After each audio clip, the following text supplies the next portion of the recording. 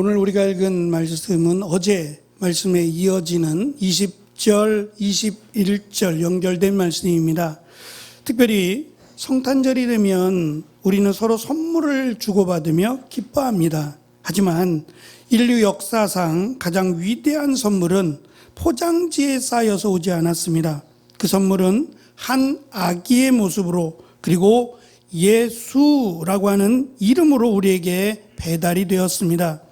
오늘 말씀은 천사가 요셉에게 나타나 곧 태어날 아기가 누구인지 그리고 왜 이 아기가 성령으로 결혼할 마리아에게 잉태된 것인지를 가르쳐 줍니다. 물론 마리아에게 요셉에게만이 아니라 이 말씀은 지금 이 말씀을 듣는 우리 모두에게 주신 하나님의 은혜의 말씀입니다.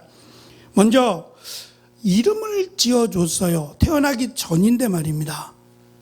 보통은 태어난 지 10일 만에 그 아이의 모습을 보고 눈이 크면 뭐라고 불러야 돼요? 악눈이도 좋고, 눈이 크다라고 하는 것은 하나님이 그렇게 만드셨다라고 하는 의미로 받았어요. 키가 클 거다라고 생각하면 또 딱 보니까 얘는 참 똑똑하게 생겼네라고 하면 그 하나님이 주신 외모대로 이름을 붙였어요. 놀림거리가 아니라 하나님을 영어롭게 하기 위한 하나님의 축복으로 받았단 말입니다. 그래서 열흘 동안은 아이를 잘 지켜봐요. 아이가 어떻게 노는지 어떠한 모습인지를 잘 살피고 이 아이를 통한 하나님의 뜻을 살피고 이름을 적습니다. 그런데 이 아기 마리아의 뱃속에 잉태된 아기는 태어나기 전에 이름을 먼저 주셨어요. 이름을 예수라 하라라고 말입니다. 이 뜻이 있는데 예수라고 하는 뜻은 여호와는 구원이시다라고 하는 뜻이에요. 구약 성경에 여호수아하고도 맥락을 같이 하는 이름이에요. 여호와가 구원이시다. 다시 말하면 예수라고 하는 뜻은 구원입니다. 구원을 주시겠다는 거예요. 그런데 사람들은 이 메시아를 어떻게 기다렸냐 하면 하늘로부터 오리라고 생각했어요. 메시아가 하나님의 큰 권세를 가지고 능력을 가지고 기적을 가지고 하늘을 열고 천사들의 노랫소리와 함께 빰빠밤 하고 나팔이 불리며 내려올 거라고 기대했어요. 아직도 안 오셨어요. 아직도 하늘이 열려서 그들이 기다리던 이스라엘이 기다리던 메시아는 오지 않았어요. 그 메시아가 아니라 우리를 죄와 사망으로부터 구원하기 위하여 아기 예수님으로 예수님이 오셨습니다. 그래서 그 이름대로 우리를 구원하기 위해서 오셨다는 겁니다. 두 번째, 유대인들은 우리를 로마로부터 구원할 자라고 생각을 했어요. 메시아가 예수라고 하는 권세를 가진 메시아가 오시면 우리를 로마로부터 세계 열방으로부터 우리를 건져주시고 우리를 높여주시리라 기대했어요. 그런데 예수님은 인간으로 그것도 아기의 모습으로 오셨어요.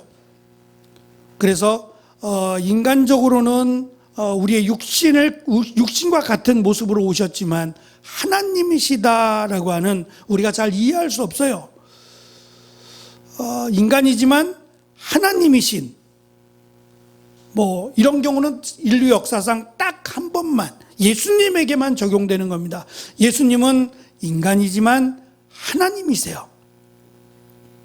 이것을 지금 말씀 속에서 가르쳐 주며 예수님이 왜 인간으로 오셨냐? 우리의 죄, 다시 말하면 아담과 하와로부터 시작된 원죄라고 하는, 그래서 에덴 동산에서 아담과 하와가 하나님 말씀에 거역함으로 사탄을 따름으로 쫓겨나게 되면서 죽음이라고 하는 것이 인간에게 오게 되고 아담과 하와의 후손된 우리 모두는 다 죽게 된 겁니다. 그런데 죽음만 유전된 것이 아니라 죄도 유전이 돼요. 그래서 우리는 날 때부터 성경은 죄인이라고 말씀하고 있어요. 내가 죄를 안 짓고 살아가는데요, 나는 죄와 관련이 없는데요 라고 말할지라도 우리는 이 땅에 태어나면서 이미 죄인이라고 말씀하고 있어요. 그런데 그 죄가 사해지는 방법은, 용서함을 받는 방법은 하나님이신 예수님이 우리의 죄, 아담과 하와로부터 시작된 이 죄를 끊기 위해서 십자가에 달려 죽으시는 겁니다. 대신 우리의 죄 대신 죽으시고 부활하심으로 그를 믿는 자는 구원을 받습니다. 그래서 오늘 세례를 받는데 입교 세례, 입교라고 하는 것은 유아 세례를 받아요. 태어난 지 1년 또는 그 전에 태어난 지 얼마 안 됐을 때에 부모의 신앙 고백으로 내가 얘를 믿음 가운데 이 아이를 잘 키우겠습니다 라고 하는 부모의 다짐으로 유아 세례를 받고 이제 장성하여 만 14세 이상이 되면 자기의 의지로 내가 예수님을 믿습니다. 어머니, 부모님의 신앙이 아닌 내 신앙으로 예수님을 메시아로 그리스도로 고백합니다 라고 하는 고백을 갖게 되는 것이 입교고, 세례는 나는 이제 예수님이 누구신지를 믿습니다. 그리스도이심을 믿고 예수님을 믿음으로 죄사함을 받았음을 고백합니다 라고 하는 신앙 고백으로 세례를 받습니다.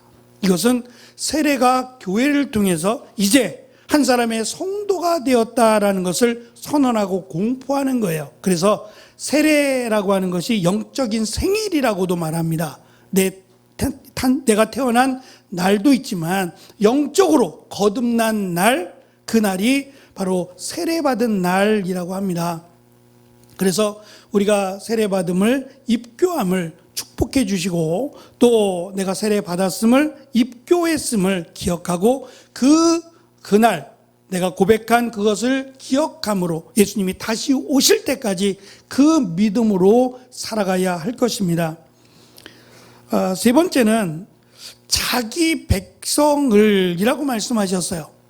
그러니까 모든 사람이 구원받는 게 아니에요. 모든 사람의 죄를 대신하여 오셨긴 했지만 모든 사람이 저절로 구원받는 건 아니에요. 꼭 예수 그리스도를 믿어야만 구원받아요. 그래서 자기 백성을 구원하기 위하여라고 말씀하고 있다는 겁니다. 자기 백성, 하나님은 내 아들 내 장자라고 말씀하셨어요. 이스라엘 백성들을 향해서도 내 아들 내 장자라고 말씀하신 것처럼 이제 예수 그리스도를 믿음으로 하나님과 원수되었던 우리가 하나님을 아버지라 부르게 됩니다. 그래서 하나님의 백성, 하나님의 자녀들을 위해서 이 땅에 오셨고 또 우리의 죄를 대신하여 죽으심, 그것이 이제 장차 이루어질 일이긴 해요.